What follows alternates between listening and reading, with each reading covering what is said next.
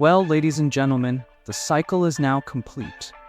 The circle of pain, the holy trinity of disappointment, whatever you want to call it, Sony has now joined Microsoft and Nintendo in raising the price of their consoles. And I don't mean at launch, I don't mean with some fancy new bundle. No, nearly 5 years into the generation, Sony has decided that your PlayStation 5 is worth more now than it was in 2020. Imagine that. You thought buying a console early meant you were just getting in first. Turns out you actually made a better investment than if you had bought some stocks. Our parents bought Amazon. We bought PlayStations. Who's laughing now, right? But jokes aside, this is a weird time in gaming history.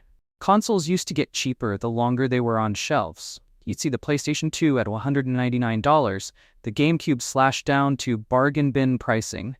The Wii Mini sold for pocket change. That era is gone. Instead, we're in a generation where consoles appreciate in value like real estate. So today, I want to break down Sony's price hike, compare it to what Microsoft and Nintendo are doing, talk about why this is happening with tariffs and inflation, and then look ahead at what this could mean for the PlayStation 6. Spoiler, it's not looking pretty. So here's the deal. Sony just announced on the PlayStation blog that starting August 21st, the price of the PS5 is officially going up in the United States. The disc version, $550. The digital edition, $500. And the PS5 Pro, the so-called premium mid-gen refresh, is climbing up to a jaw-dropping $750. Now here's the kicker. If you actually want a disc drive with that PS5 Pro, because, maybe you want to play your PS4 discs or physical PS5 games, that's another $80 on top, meaning you're staring at an $830 console. That is officially the most expensive mainstream PlayStation we've ever seen, but the one that blows my mind is the digital edition. Think about this. When it launched in November 2020, it was $400. That's a solid price. But less than 5 years later, after multiple revisions and hikes, it now sits at $500. That's a 25% increase for the budget option. Normally, budget versions get cheaper as time goes on. Here, it just keeps climbing, and the kicker is, people are still buying it. Now, Sony isn't alone in this. Microsoft already pulled the trigger earlier, slapping $100 onto the Xbox Series X in some markets. They even floated the idea of $80 base games before backtracking after backlash. Nintendo? They're not raising the price of the Switch 2 at launch, but they've been doing sneaky hikes of their own with software, accessories, and even older Switch hardware in some regions. In Canada, for example, Switch systems and first-party games are more expensive now than they were 2 years ago, so this generation has turned into a strange who can raise prices without losing the fanbase contest. Microsoft ripped the Band-Aid off, going all in on $100 hikes and Game Pass restructuring. Nintendo quietly nickel and dimes with accessories and digital services. And now Sony, the most successful of the three this generation, finally caved in and said, yeah, we'll take another $50 thanks. The strategy feels obvious.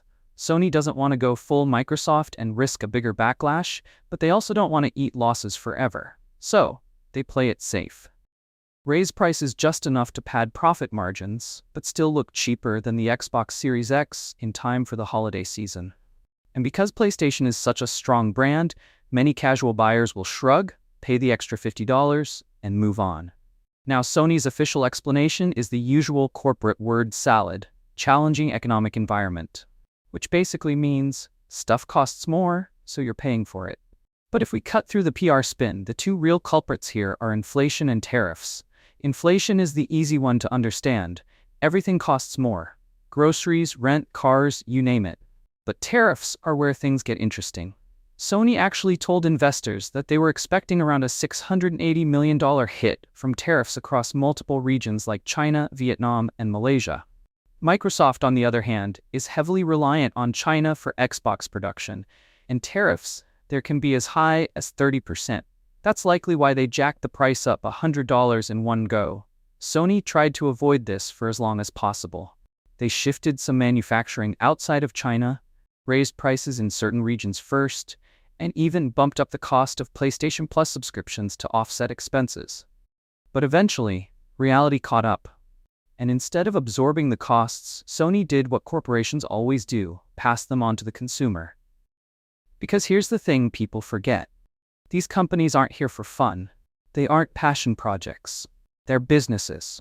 Sony reported billions in operating profit last year. And once you set that bar, shareholders expect more. They don't want steady, they want growth. So the PS5 is going up in price, not just to survive tariffs and inflation, but because Sony wants to make sure that operating profit chart keeps pointing upward. And this is where things get really interesting. Because if the PS5 Pro is already $750, where does that leave the PlayStation 6? How much higher can Sony realistically go before the average gamer just taps out? Here's my prediction. The PS6 launches at $600 minimum, and I think it's going to be digital only by default. Sony has already been testing this with the PS5 Digital Edition, and more importantly, they've been slowly closing the loopholes that let you buy cheap digital codes from Walmart or Amazon. Nowadays, you can only buy PlayStation Store currency cards, meaning if you go digital, you're locked into Sony's storefront forever. That gives Sony more control. It means they can sell the console at a loss up front, but make it back, and then some, on game sales and subscriptions. And let's be honest, most people won't bother buying the optional disk drive. They'll just shrug, stick to digital, and keep feeding Sony's ecosystem. So yeah, the PS6 might technically come in cheaper than you'd expect given inflation, but the trade-off is you'll have even less ownership over your games. So, here we are, almost 5 years into this generation, and instead of consoles getting cheaper like the good old days, we're watching them climb higher and higher. Microsoft made the first move. Nintendo's been squeezing us through the back door with subscriptions and accessories. And now Sony, the last holdout, has finally cashed in too. The days of the $199 PlayStation 2 or the $99 GameCube are over. We're in a world where buying a console early might literally be the best financial move you can make. And as we move toward the PlayStation 6, Xbox's next big box, and Nintendo's Switch successor, one thing is clear: prices aren't going down anytime soon. But what do you think? Are these price hikes justified because of inflation and tariffs, or is this just another example of corporate greed? And more importantly, how high is too high? Let me know down in the comments. Thanks for watching, and as always, I'll see you in the next one.